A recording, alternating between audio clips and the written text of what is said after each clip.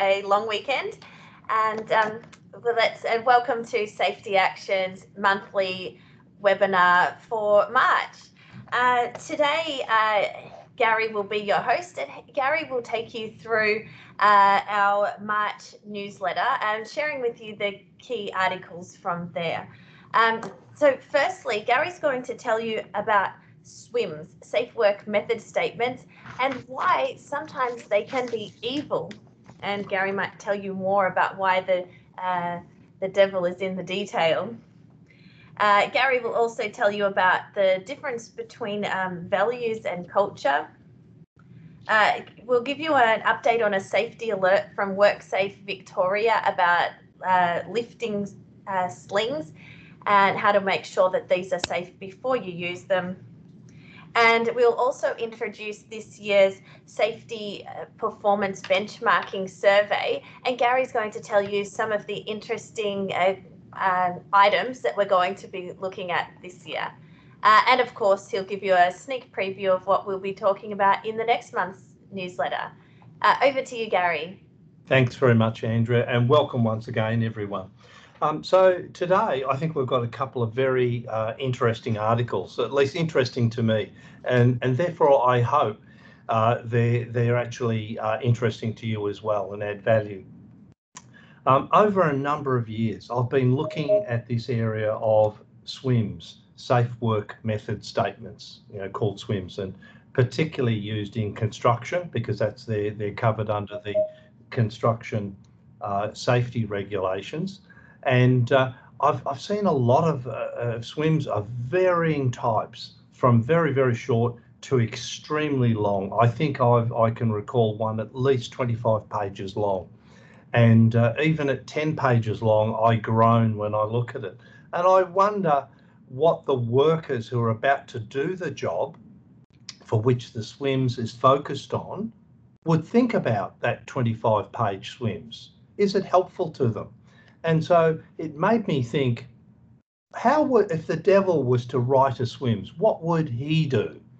And interestingly, myself and the team here at Safety Action, from a number of recent safety audits, we've concluded the devil is already writing SWIMs because he's already out there doing it. He's actually would do exactly what many, I think, innocent people are doing in good faith, but they don't realise how bad the SWIMs are that they're preparing. And so let me just take you through a couple of aspects of how I arrived at this and how we can actually do it better.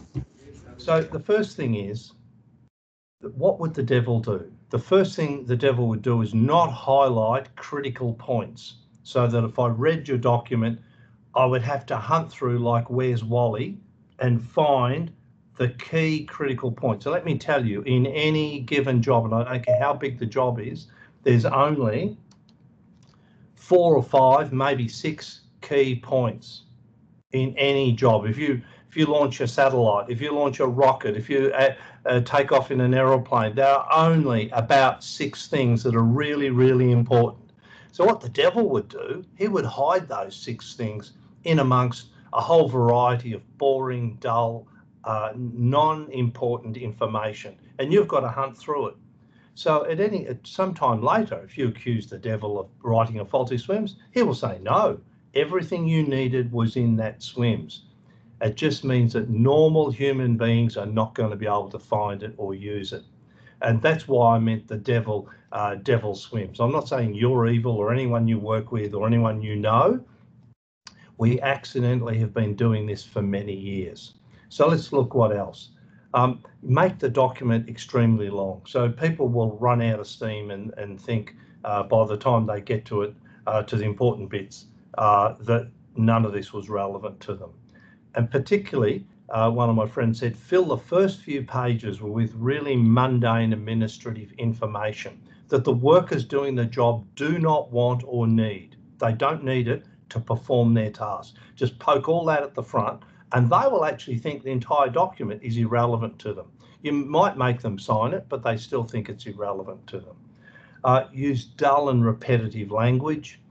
Hide the important instructions, as I've mentioned, and safety precautions.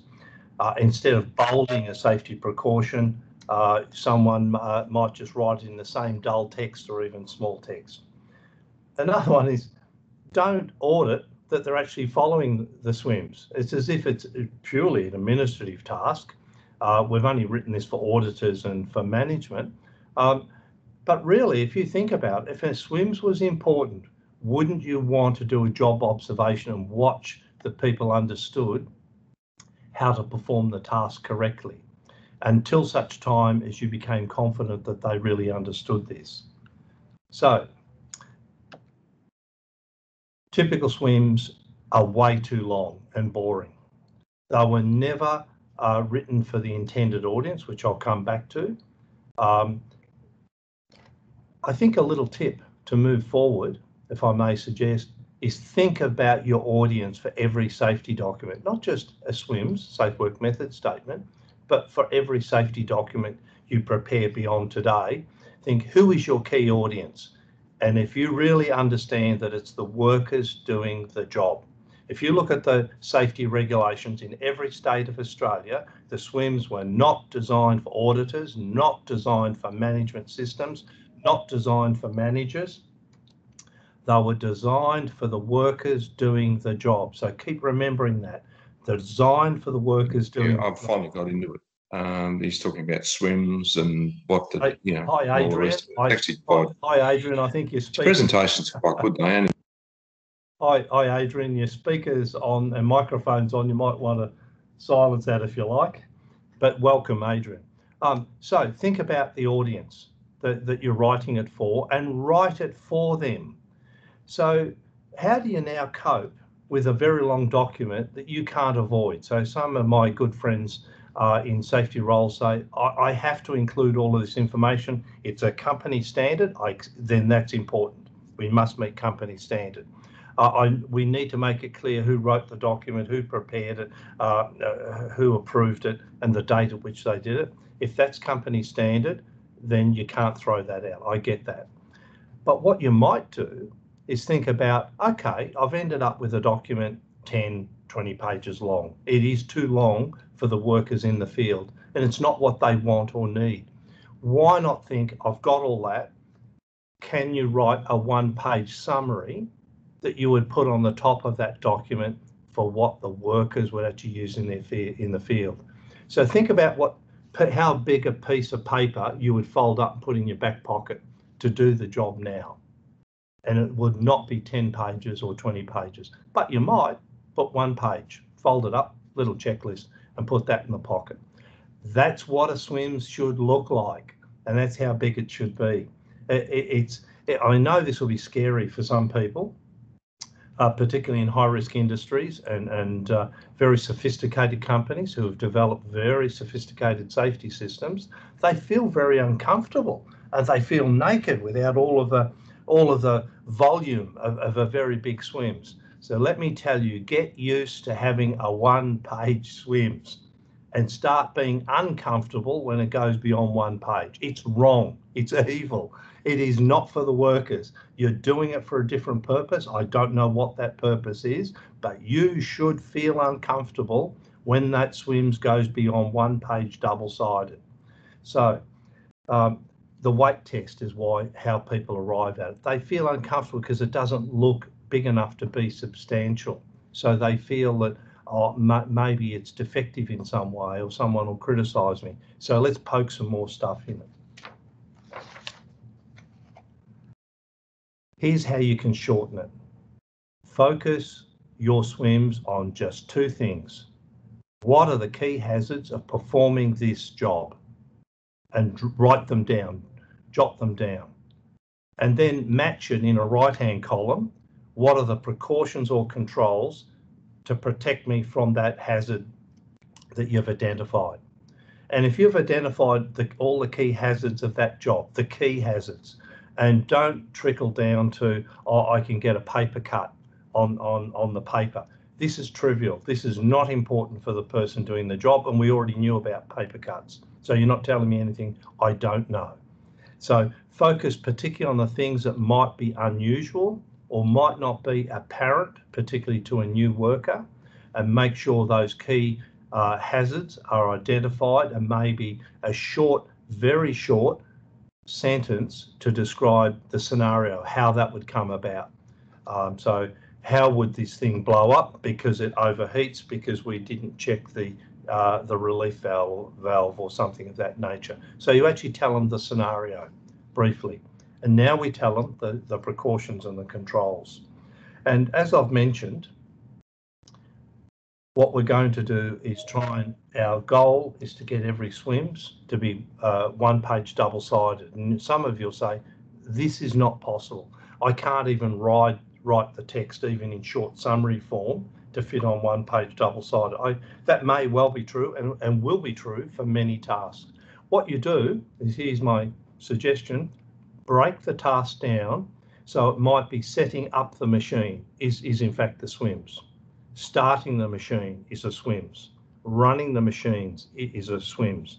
Clearing a blockage maybe, or running and clearing a blockage and shut down may be another phase. So you can get it down to one-page double-sided if you break the task down. So that's how you perform that. So how do you write a swims? And today I'm not going to show you a visual or in detail how to do this, but here's the steps, and it's actually quite easy. So you've got a job. Break that task down into what we call basic steps, and it may be similar to what I've just told you. So in a left-hand column, you'll put step 1. What I might do is pre-start checks, and there may be some hazards here if I miss something. So you'll write them down in the next column beside that. List the key hazards, which will be in the next column, as I've just said, for each of those steps in the task or job that you've got. Then in the column to the right of that, we're now to 3 columns. To the right of that is your precautions and controls. And feel free to write not only the words of the controls, which are the key things that you need to do, but emphasize the things you don't want them to do. So, for example, when we have a swims for changing a flat tire on the roadside, one of the key controls is park off the road or as far off the road as possible. So this is what we want you to do.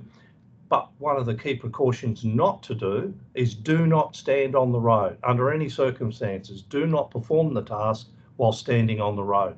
So that's a key don't. So people often have the key do's, but they forget the key don'ts.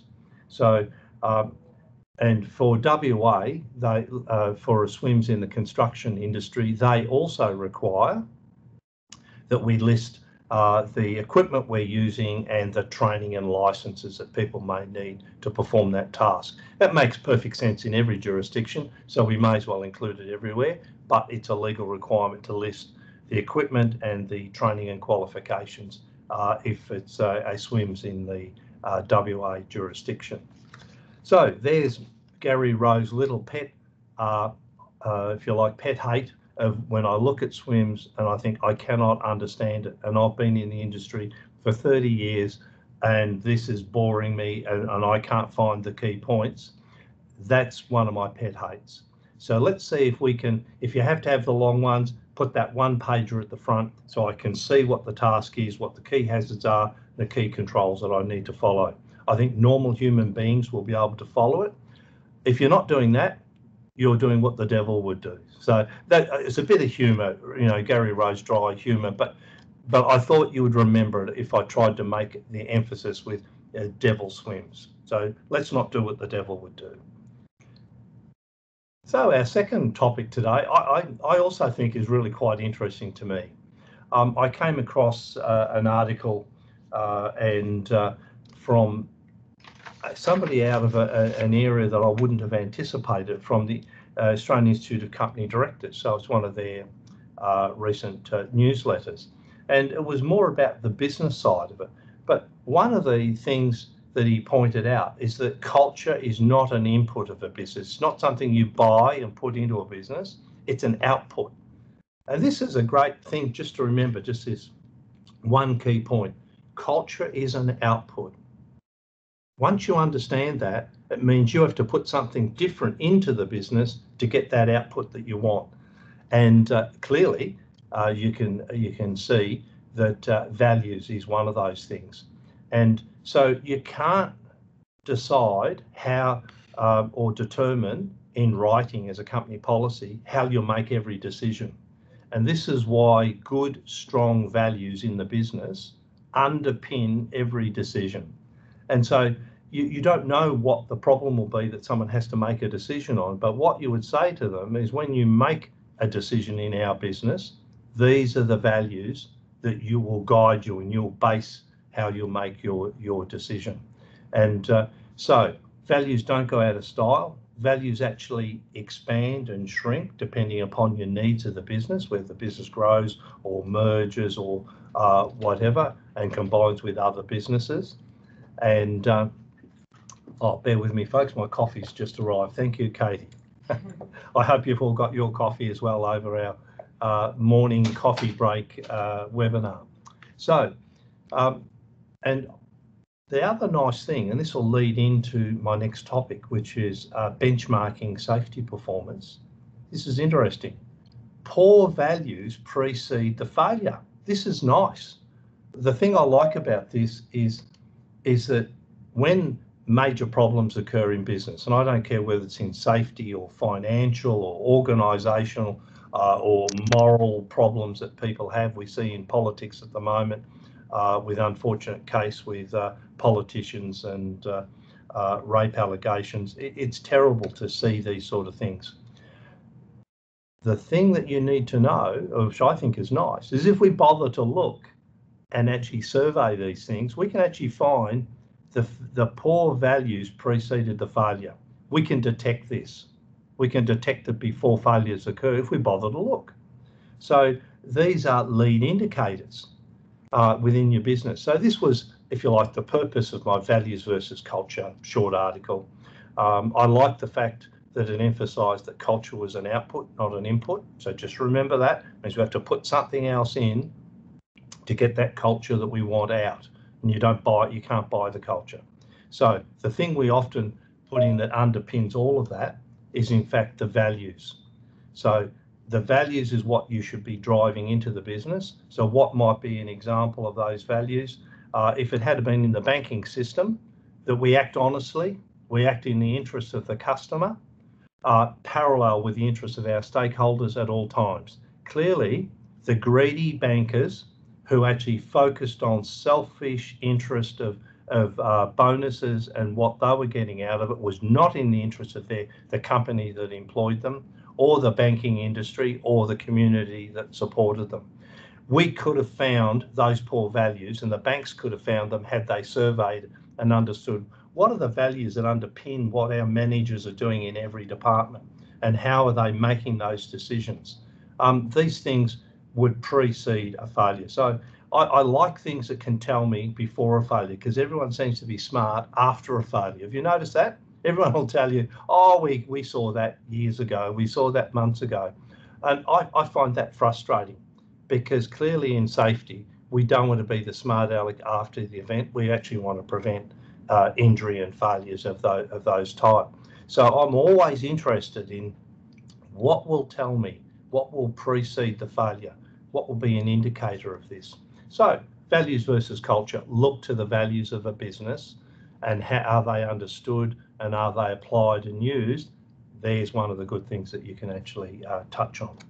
So I said this leads into our next brief article, benchmarking safety performance. We missed it last year primarily because of COVID, and the year before, Steve Webber of our team in Safety Action, who leads our benchmarking surveys, struggled to get all of our good friends and readers and clients and yourselves to give us data so that we could actually complete the survey.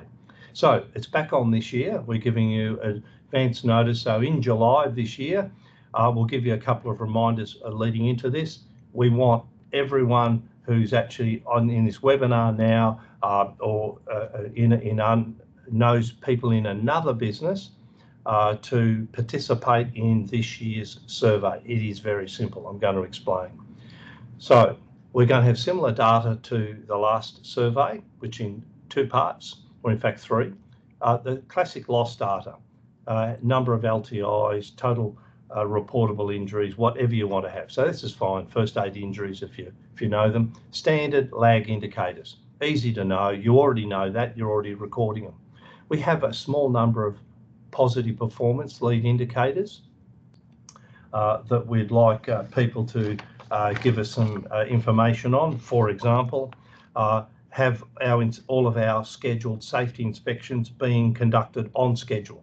So if they were scheduled to be done, are we at 90%? That all of the audits that and inspections that we had said and timetabled, were they carried out? So you could say, no, only half of them were done, 50%. When you find problems, safety hazards, people either report them or you find them in your inspections and audits. The next one we have is hazards fixed in less than 60 days. A lot of the research in this area shows that the safety culture deteriorates and the support of workers when they tell you about a problem, but it doesn't get fixed quickly. So we've just fixed 60 days as a starting point, as a benchmark. So what percentage of hazards that were reported or found have been fixed within 60 days? And most businesses will only have an estimate of that, and we don't care. So just use your best estimate to tell us where you're placed with that. And safety climate survey. So increasingly, businesses are conducting annual safety climate surveys, probably as part of employee engagement surveys in the business. All we want you to do is to have enough safety questions in the normal employee engagement survey. But most best practice companies are finding they need a separate safety survey, safety climate survey, because there's to have enough questions in there to find out what they really want to know. The other area that Steve and the team put in with the last survey that we did was what I call organisational or background questions around, and all it is yes, no. Does your safety program include this item? So, for example, do you have a clear safety strategy for the next 5 years for your business? Do you have a clear safety vision for the business? And this is yes, no. So this is really easy to collect. So don't be daunted by saying, oh, gee, they're going to have a lot more questions. This is really easy. It's just yes, no. And we're just looking for you to answer it in good faith. And if you say, yes, you've got it, or no, you don't, well, then so be it. What Steve then did is start to match those organisational questions to how did businesses perform, both in the lag indicators and lead indicators. And what I found interesting from what Steve and put in the last report, and this surprised me, I'll just share a few of the things that we thought might take a number of years to come out as a trend, jumped out as a fairly significant indicator of better performing companies. One was that they did have a clear 5-year or 10-year strategy and safety vision. So if your business doesn't have that, talk to your exec team about that now. That's one of the key things. Having independent safety advisors in form of health. Everyone has internal, but best practice companies also have, as needed, occasional external. The other thing is best practice companies focused on their key risk register. They had a good key risk register. So many other companies are all over the place. Well, we've got all these safety problems all over here, there, and everywhere. That's fine, but I want to know is what are the key risks in your business? This is your key risk register. Having your managers and supervisors trained in safety leadership came out also as one of the indicators of better performing businesses. So everyone does safety training. Everyone gets safety induction to join the business. That's not what this is. Safety leadership is understanding how I talk to others, how I communicate, how I explain to people how we do this better than normally done. And the other one was also doing risk assessments. And interestingly, it didn't matter whether the people were trained to do it or what type of risk assessment they did. The fact that they actually focused on risk assessing changes in the business was one of the indicators of a better performing business. So I just thought you might find that that little aspect of interest. So our benchmarking survey, you'll hear more about this in our coming newsletters, and we'll be inviting everyone. And this year, I not only want everyone to participate, I want you to talk to your friends and colleagues in other businesses and say, it's simple, it's easy, it's confidential. Don't tell me this rubbish, we can't give you this data or we don't have it.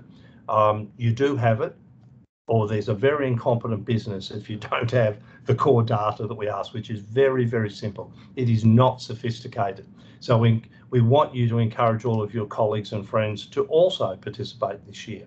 So your goal is not to start and get your data together. We want you to start to get your friends and colleagues' data together as well. In the last month, WorkSafe Victoria issued a safety alert, and we don't normally feature all of their safety alerts, either in our newsletter or in our webinars, but I thought this was particularly significant. A number of our good clients and friends use slings for a variety of purposes, and a number use what we call soft slings. So you see that here in the photograph here in the top right-hand corner, fabric slings, soft slings. These are what we're primarily talking about today. So WorkSafe indicated there have been a number of recent serious incidents that did result in serious injury or had potential to do so. And what they found, the common cause was sharp edges. So in the photograph, you see a vessel here, quite round. So in this case, I would think the fabric sling is a good selected, it's been selected well for the purpose. Sharp edges or strike and obstruction while they're moving that load under load. So the fabric slings are more prone to being cut and severed if they strike a structure, for example, fixed structure, while being handled under load. So solutions. A soft sling or fabric sling may not be the best for the task that you've got. If the edges are sharp, if the circumstances are not right, then maybe it's chains or cables. Check the work environment. So it could be something around heat, chemicals, steam, or some other problems. And safe load, obviously. I mean, this is a given. Every time we're lifting, the crane operator, hoist operator, professionals will always be looking for the capacity of the sling and all the lifting equipment against the load that they're to carry, which is often referred to these days as WLL, working load limit, or some people see SWL, safe working load, and so on. So we don't mind what you call it, but we understand each piece of lifting equipment has a lifting capacity, and we're not to exceed that.